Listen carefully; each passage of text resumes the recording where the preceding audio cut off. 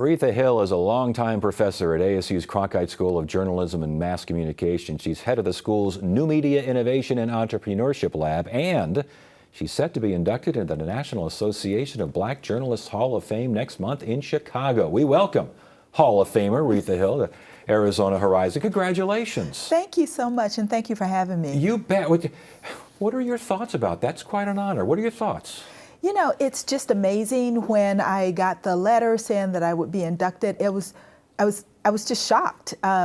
It's such a great honor. I've been a member of the National Association of Black Journalists since college, and I've been the president of 3 chapters in Charlotte, North Carolina, and Washington, D.C., and here in Arizona.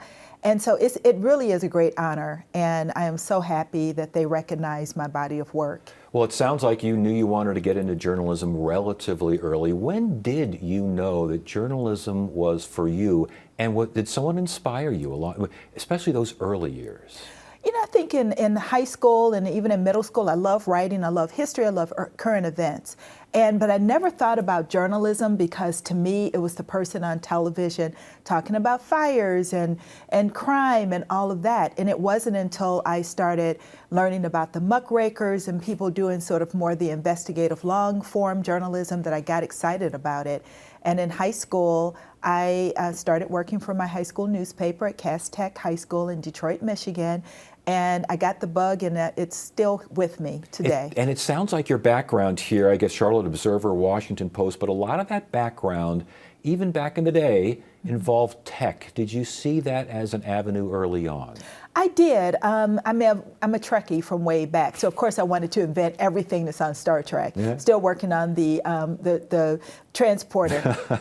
But I just thought that was so fascinating. And then once I got into journalism and had an opportunity to try different things, to be innovative, I would always volunteer to do that. And back in 1995, I had an opportunity to help form the Washington Post first online company called Digital Inc., and then we later took it to WashingtonPost.com, and then I was vice president to start BET's interactive division, and then here running the Innovation Lab, and I just never get tired of trying new things. Well, I'm glad you never get tired of it because it exhausts me, and it seems like it is a real challenge to stay ahead of technology, especially when it comes to news and information. It is, because it's this period with generative AI in general, it makes the internet days look like just a slow news day. It's coming, it's changing so quickly, but I always keep in mind the story and how do we help people get information and how do we empower storytellers. And that's the great thing about this period, is that I can do things by myself that a few years ago I had to hire 4 or 5 people to do. Yeah. And that's really what's really exciting about it. Well, yeah, and the deepfake AI stuff is a whole different ballgame. We don't want to get too much into that because I want to talk about this New Media Innovation Lab and what you're doing here at ASU. Talk to us about it. So the students come into the lab and I teach them whatever the latest technology is. So a few years ago, 10, 12 years ago, we were creating iPhone apps, and then we went into doing game development. But here recently, we've been using AI to tell the story of the American Revolution, for example. That's something that, as we know, the 250th birthday is coming up in 2026. So we can tell these stories in an interactive, immersive way to get young people interested in our history. And I'm teaching the students how to do that.